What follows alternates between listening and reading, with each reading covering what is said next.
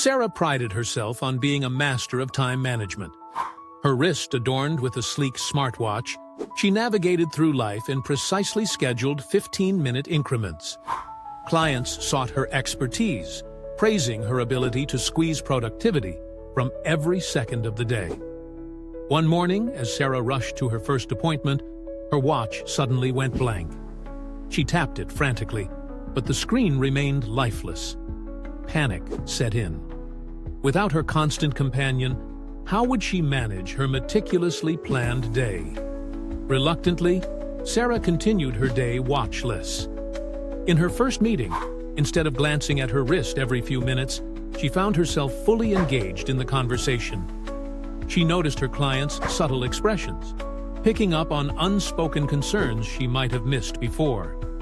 Later, walking to lunch, Sarah realized she hadn't checked the time once. The world around her seemed more vibrant. She paused to admire a street musician's melody, something she'd always rushed past before. At a cafe, Sarah struck up a conversation with the elderly man next to her. "You remind me of myself years ago," he chuckled, noticing her fidgeting hands, instinctively reaching for a non-existent watch.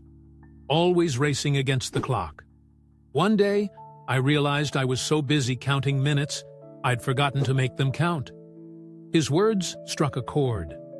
Sarah reflected on how many moments she'd missed, always focused on the next task, the next meeting, the next deadline.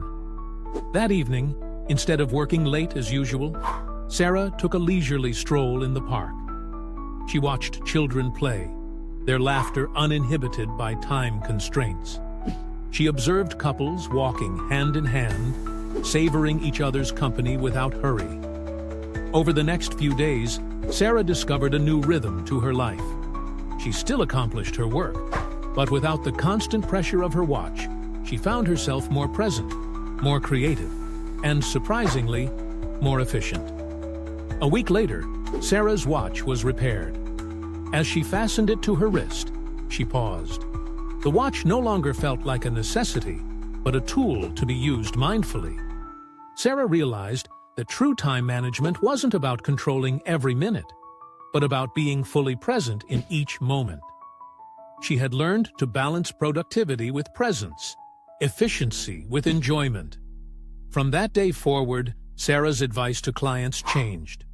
Time is precious, she'd say, not because it's limited, but because each moment holds unlimited potential. Don't just manage your time, live it.